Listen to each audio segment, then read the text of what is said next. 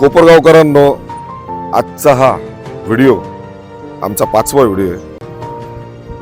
आज खऱ्या अर्थानं आमचे मनसेचे पदाधिकारी अनिल भाऊ गायकवाड, मराठा आंदोलक विनयजी भगत आणि पैलवान गगन भैया हाडा आणि मी तर आमचे व्हिडिओ चालूच आहेत. आज आमचे सोबतीदार आज आम्हाला मिळालेत कारण दिवाळीच्या सुट्टीमध्ये ते बाहेर होते. ही बघा, ही बायोमायनिंगची प्रोसेससाठी आणि कचऱ्याचं व्यवस्थापन करण्यासाठी हे आपल्या नगरपालिकेने बांधलेले तुमच्या आमच्या खर्चातून तुम्ही आम्ही जो कर भरतो, मी कायम व्हिडिओमध्ये सांगतो, पोटाला पीळ देऊन तुम्ही आम्ही 1-1 रुपया जमा करून आपण नगरपालिकेला कर भरतो. त्या करामधून आपल्याला सुविधा मिळायला पाहिजेत. आपण कचरा गोळा करणारे नगरपालिकेचे खरे शूरवीर, ते सगळे कचरा गोळा करणारे कर्मचारी. मी त्यांना शूरवीर शब्द मुद्दामून वापरतोय कारण कोरोनाचा काळ असेल त्या काळात सुद्धा त्यांनी स्वतःचा जीव धोक्यात टाकला, पण तुमच्या आमच्या घरात होणारा कचरा ते गोळा करून घेऊन गेले. कोरोनाच्या काळाच्या आधीपासून ते स्वतंत्र झाल्यापासून काही कर्मचारी काम करतात, स्वतःचा जीव धोक्यात टाकतात, गटार नाल्यामध्ये उतरतात, पावसामध्ये काम करतात, थंडी वारा पाऊस काही बघत नाही. हे सगळं काम करत असताना ते बिचाऱ्यांना आजही नगरपालिकेनं कधी त्यांना गमबूट दिले नाही, कधी त्यांना टोपी असेल किंवा त्यांना पावसापासून बचाव होण्यासाठी त्यांना तो कोट असेल, रेनकोट असेल, त्यांना कधी दिला नाही. आम्ही कधी त्या पोशाखात त्यांना बघितलं नाही, तरी स्वतःचा जीव धोक्यात घालून ते तुमचा आमचा कचरा गोळा करतात आणि आजही त्यांना कचऱ्यावाला म्हणून ओळखलं जातं. मी विनंती करतो, त्यांना कचऱ्यावाला म्हणू नका हो. कचऱ्यावाले खरे आपण आहेत. कचरा आपण तयार करतो, कचरा आपण निर्माण करतो आणि कचरा गोळा करणारे ते खरे शूरवीर आहे. तर आपलं आरोग्य जपणारे ते आरोग्याचे कर्मचारी आहेत. मी त्यांना खरोखर मानवंदना देतो. हा बघा कचरा झाला, कचरा तुमचा आमचा कचरा आहे सगळा. काही वर्षापासून ते ढीग लागले, ते ढीग बघा, त्याच्यावर गवत वाढलंय. कोपरगाव तुम्हाला कुठेही डोंगर बघायला भेटणार नाही. ओरिजिनल जे डोंगर असतात, ओरिजिनल जे टेकड्या असतात बघायला भेटणार नाही. पण या ठिकाणी आल्यानंतर कचऱ्याचं व्यवस्थापन म्हणतो आपण, पण या ठिकाणी जर बघितलं कचऱ्याचे डोंगर झालेत काही वर्षापासून. तसेच अनेक ढीग उचलले गेलेत, अनेक ढीग लंपास झाले यातून.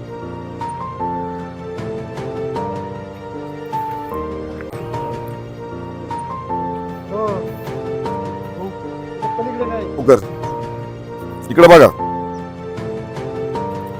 हे बघा, जनावर जर आपल्या वार्डात मेलं, आपल्या कोपरगाव शहरात मेलं, तर त्यातला स्थानिक नगरसेवक असेल, सामाजिक कार्यकर्ते असतील, ते फोन करतात आणि नगरपालिकेचे कर्मचारी बिचारे स्वतःचं आरोग्य धोक्यात टाकून ते मेलेले जनावर उचलून आणतात. ते अशा पद्धतीने या ठिकाणी टाकल्या जातात. त्यांना दफन केलं पाहिजे, पुरलं पाहिजे, तर ती विल्हेवाट लागेल. कारण ते जनावर गेल्यानंतर त्याच्यावर बसणाऱ्या माश्या ह्या संपूर्ण कोपरगाव शहरात पसरतात. त्याच फळावर, अन्नावर, घरी शिजवलेल्या अन्नावर बसतात आणि त्याच्यामुळे सगळ्यांचं आरोग्य धोक्यात येतं. यात कर्मचाऱ्यांची चूक नाही, याच्यात व्यवस्थापन व्यवस्थित झालं पाहिजे. याच्यात जे ठेकेदार आहेत, ठेकेदाराची जबाबदारी आहे मेलेले जनावर त्यांचं दफनच झाले पाहिजे. असे जनावर पडले, आता बघा, एका बाजूला डोंगर, एका बाजूला कुत्रे आहे, मोठे मोठे सांगाडे पडलेत, मोठे मोठे जनावर मेलेत, ते असेच फेकून दिलेत. ते बघा, ते समोर कुत्रं जाते बघा, इतकी भयानक दलदल आहे. जर आपला नगरपालिकेचा कर्मचारी, जो शूरवीर कर्मचारी आरोग्याचा, तो जर त्या भागात गेला, त्या दलदली जर फसला, त्याचा मृत्यू झाला, त्याची जबाबदारी घ्यायची कोणी? ठेकेदार जबाबदार तुम्ही आहात, मुख्य अधिकारी साहेब तुम्ही जबाबदार आहात. आता तुम्हाला पुढच्या बाजूला जाऊन हा सगळा कचरा दाखवतो. जो कचरा काही वर्षापासून या ठिकाणी पडलेला आहे. आता बायोमायनिंगची प्रोसेस आम्ही माहिती घेतल्याप्रमाणे बायोमायनिंगची प्रोसेस गेल्या 5 महिन्यापासून सुरू झाली अशी आम्हाला माहिती मिळते. माहितीच्या अधिकारात आम्ही काल नगरपालिकेत अर्ज दाखल केला आहे. माहिती आम्हाला लवकर मिळावी अशी मी खऱ्या अर्थानं गणपती बाप्पाच्या चरणी प्रार्थना करतो. कारण लवकर माहिती मिळत नाही, माहिती देण्यामध्ये चुकारपणा केला जातो, भ्रष्टाचार उघड होईल म्हणून ती माहिती लवकर मिळत नाही. बघा सगळा कचरा, त्याच्यात काय प्रोसेस केली असेल.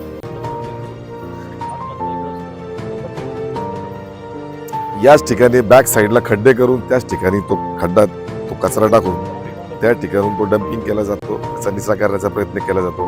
पण यामुळं या ठिकाणची आणि आजूबाजूची जमीन सुद्धा शेतीविषयक जर असेल तर ती जमीन सुद्धा खराब होती.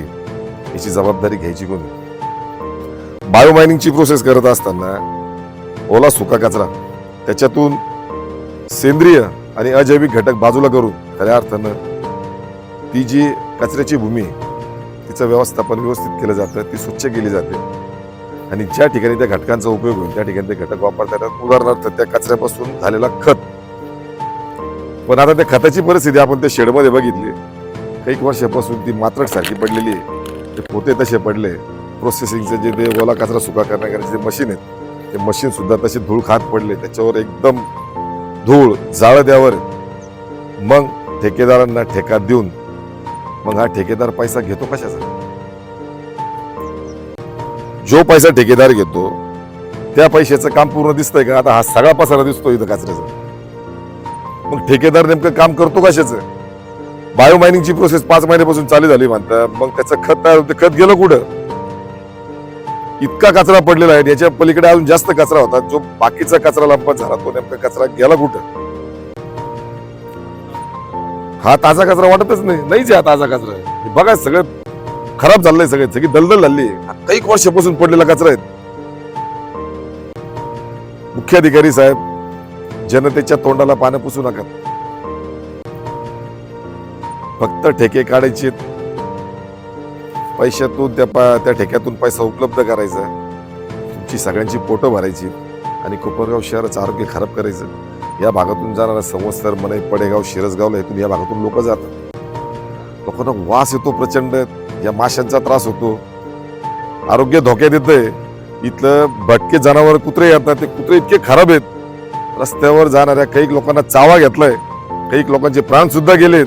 लहान मुलं शाळेकडे इथून जातात. ह्या कचऱ्यामुळे, ह्या मेलेल्या जनावरांमुळे इथं कुत्रे जमा होतात आणि ते कुत्रे भरकटतात रस्त्यावर. आणि ते भरकटल्यामुळं हे भटकलेले कुत्रे सगळे लहान मुलांना, वृद्धांना, सगळ्यांना चावा घेतात. त्याची जबाबदारी घेणार पण ठेकेदार तू कोणी असो, आमच्या कोपरगावच्या जनतेसाठी आम्ही सगळे सामाजिक कार्यकर्ते, पक्षाचे कार्यकर्ते तुला सोडणार नाही. आता तू केलेला भ्रष्टाचार आणि हा दिसणारा सगळा भ्रष्टाचार, हा भ्रष्टाचार सगळा आम्ही आता जनतेसमोर आणणार. तुला सगळी माहिती जनतेसमोर द्यावी लागणार. ठेका घेतला कितीचा? ठेका तुला दिला कोणी? कारण 4 वर्षापासून नगरपालिकेत प्रशासक आहे. ठेका देण्याची पद्धत कशी आहे, तुझी पूर्ण माहिती, तुझा पूर्ण सगळं बायोडाटा ते बघितल्याशिवाय तुला ठेका दिला असणार आहे. कारण तुझ्याकडून व्यवस्थापन होत नाही असा तुझ्यावर आमचा आरोप आहे. कितीचं टेंडर आहेत, महिन्याला किती पैसे येतात, त्याच्यात जे कर्मचारी आमचे टेम्पररी आहेत, जर वेतन आयोगाचा विषय जर किमान वेतन जर म्हटलं तर या महाराष्ट्र शासनाच्या GR मध्ये 616 रुपये एक किमान वेतन टेम्पररी कर्मचाऱ्याला दिलं गेलं पाहिजे. पण तसं होत नाही. 616 रुपये हे शासनाकडून येतात, त्याच्यात 220 रुपये झाडणाऱ्याला दिले जातात, 250 रुपये कचरा गोळा करायला दिले जातात, 260 का 270 रुपये जो डंपर चालवतो, एकच डंपर आहे कोपरगाव शहरामध्ये, त्याला दिले जातात. आता एवढ्या मोठ्या शहरासाठी ब्रिजलाल नगर वगैरे सगळे मोठे मोठे नगर इथे ऍड झाले. कोपरगाव शहरामध्ये कचरा गोळा करण्यासाठी 17 ते 18 गाड्या आहेत.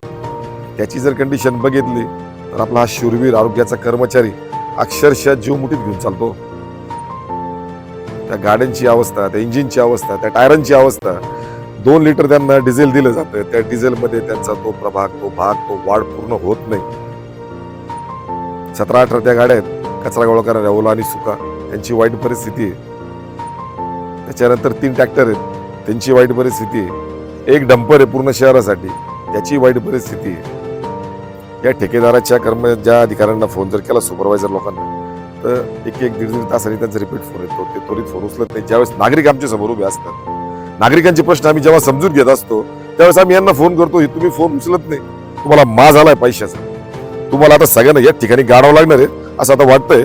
कारण आज इथं इतकी घाण परिस्थिती आहे, अक्षरशः बोलताना सगळा वास आमच्या तोंडामध्ये जातोय.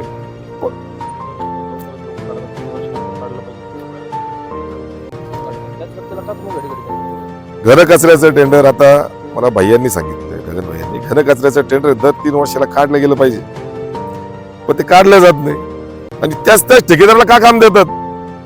याचा अर्थ याच्यात खूप मोठा गोडबंगाल आहे. याचा अर्थ पैशांच्या खूप प्रचंड प्रमाणात वाटाघाटी होतात, पण याच्यात नुकसान कोपरगावच्या जनतेचं आहे.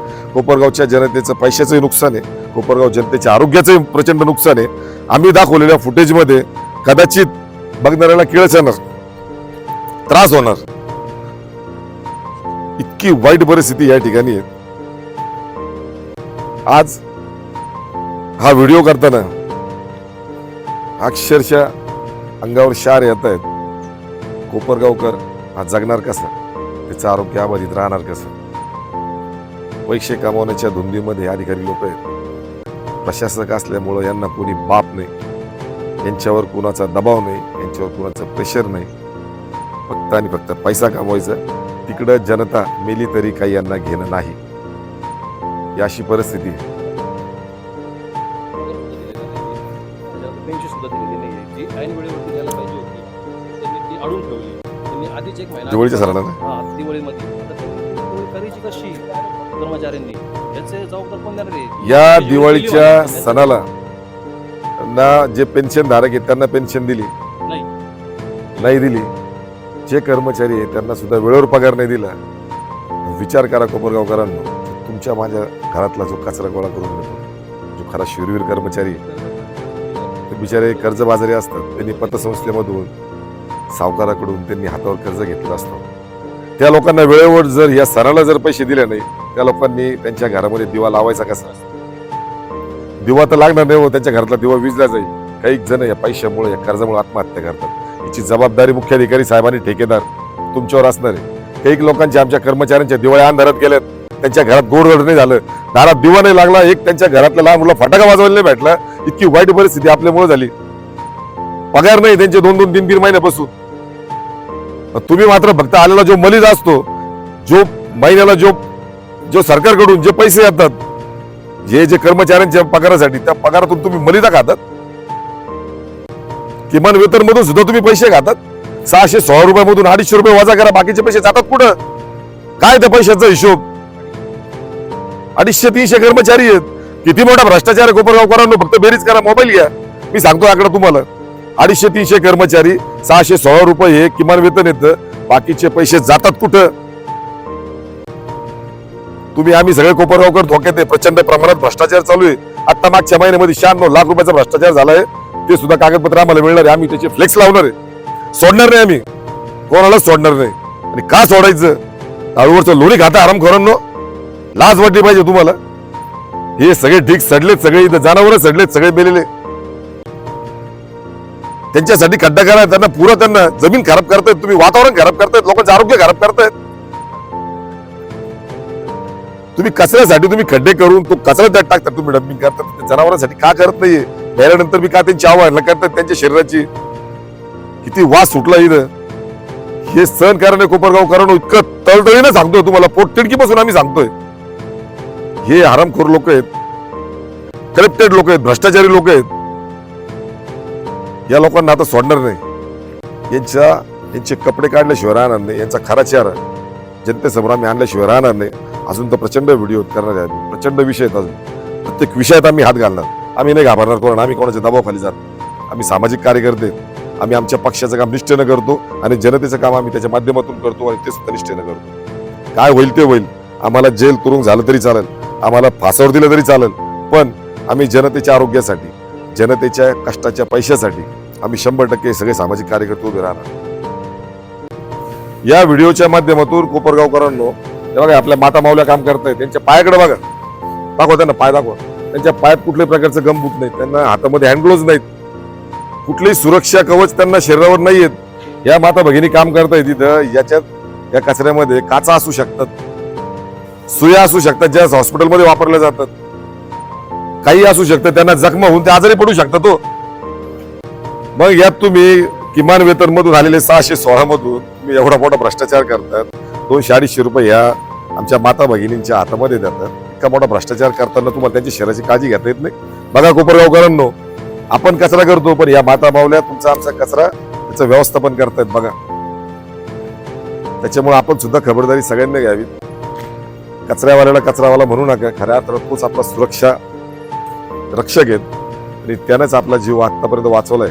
डॉक्टरांनी इतकंच तो काम करतोय, मिलिटरीतल्या माणसं इतकंच तो काम करतोय, पोलिसांसारखंच इतकं तो काम करतोय, डॉक्टरांसारखंच इतकं तो काम करतोय. कारण तो तुमच्या आमच्या घरातला ओला सुद्धा कचरा घेऊन जातो, तुम्हाला आम्हाला निरोगी ठेवतोय.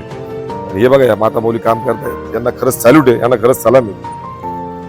ओल्या सुक्या कचऱ्यामधून हा जो सुका कचरा वेगळा केला जातो. हे बघा, प्लास्टिकच्या बॉटल असतील, प्लास्टिकचे डबडे डुबडे, खुर्च्या, लहान मुलांची खेळणे, हे सगळं प्लास्टिक असं गठ्ठ्यानं बांधून ठेवलं. शेकडो टन प्लास्टिक या ठिकाणी गोळा होत असेल. हे प्लास्टिक नेमकं कुठल्या कंपनीला टेंडर दिलंय, कुठल्या कंपनीला विकल्या जातं, हे प्लास्टिकचं नेमकं विल्हेवाट कशी लावतात, याचे बिलं सुद्धा आम्ही माहिती अधिकारात मागितले.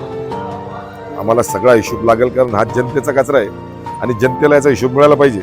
तर याच पैशातून जनतेला सुविधा मिळणार आहेत. मग हा प्लास्टिक जातं कुठं, ही सगळी माहिती बिलानिशी कोण ठेकेदार आहे, कोणाला दिलं जातं, ही सगळी माहिती आम्हाला लागेल. आम्ही माहितीच्या अधिकारात कालच माहितीच्या अधिकारात आम्ही अर्ज केलाय. ही सगळी आम्हाला माहिती लागेल नेमक्या प्लास्टिकचं होतं काय, कारण जगाच्या पाठीवर प्लास्टिक नष्ट होत नाही.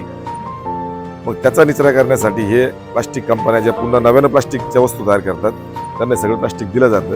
मग नेमकं कोणत्या कंपनीला दिलं जातं, सगळी माहिती आम्हाला मुख्याधिकारी साहेब लागेल. नाही तर तुम्हाला आत्ता सांगितल्याप्रमाणे विश्वरत्न डॉक्टर बाबासाहेब आंबेडकर स्मारकाजवळ त्या ठिकाणी येऊन आम्ही पत्रकार परिषद घेऊ. हा सगळा खुलासा तुम्हाला त्या ठिकाणी करावा लागणार, लक्षात ठेवा. हे बघा कोपरगावकरांनो, हा तुमचा आमचा ओला सुका आलेला कचरा या ठिकाणी आपल्या ह्या शूरवीर कर्मचाऱ्यांच्या मदतीने तो वेगळा केला जातो. अशा पद्धतीने सगळे इथं नगरपालिकेचं काम चालतंय. हे कर्मचारी सगळे समोर दिसतात, ते जीव धोक्यात घालतात, तरी त्यांना तितका मुबलक पगार या ठिकाणी मिळत नाही. खऱ्या अर्थानं शासनाच्या GR मध्ये पुन्हा पुन्हा सांगतो, 616 रुपये लोकांच्या नावावर येतात, पण या लोकांना 200 ते 250 रुपये ते दिले जातात. बाकीच्या पैशाचा भ्रष्टाचार होतो. हा भ्रष्टाचार आम्ही मुख्याधिकारी साहेब आणि ठेकेदार तुमचे कपडे काढल्याशिवाय राहणार नाही, कारण तुम्ही भ्रष्टाचार करतायत या गोरगरिबांच्या कर्मचाऱ्यांच्या जीवावर, यांच्या टाळूवर चालून खातात तुम्ही.